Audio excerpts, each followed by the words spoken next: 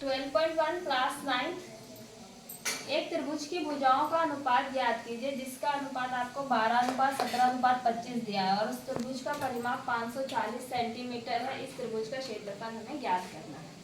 माना त्रिभुज की भुजाएं a बराबर 12x, b बराबर 17x, c बराबर 25x सेंटीमीटर।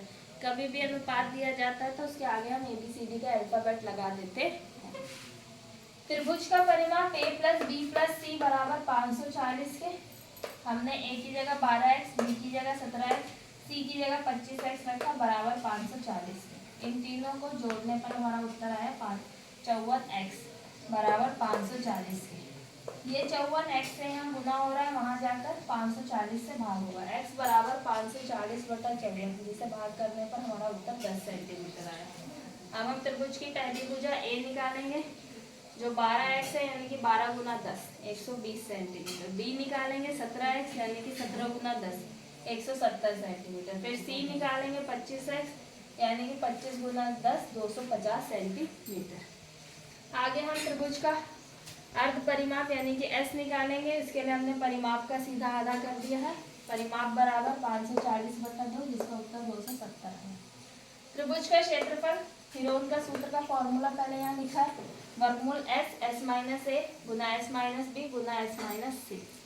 अगली लाइन में s की जगह 270 वर्गमूल 270 गुना 270 घटा 120 गुना 270 घटा 170 गुना 270 घटा 250। यहाँ 270 को हमने ऐसे ही उतार लिया है।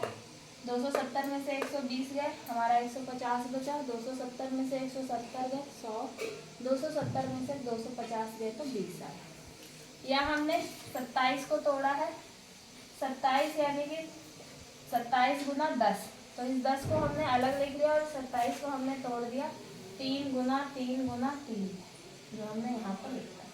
इसी तरह से 150 में से इसको हमने लिखा 15 गुना 10 और इस 15 को हमने अलग से लिख दिया 3 गुना 5, 3 गुना 5 गुना 10।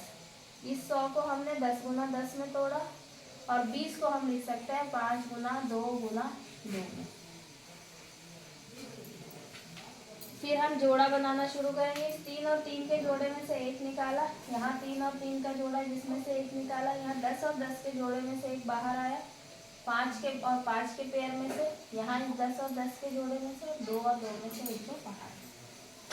इन सबको गुना करने पर हमारा उत्तर आया 9000 सेंटीमीटर स्क्वायर जो इस प्रश्न का हल है।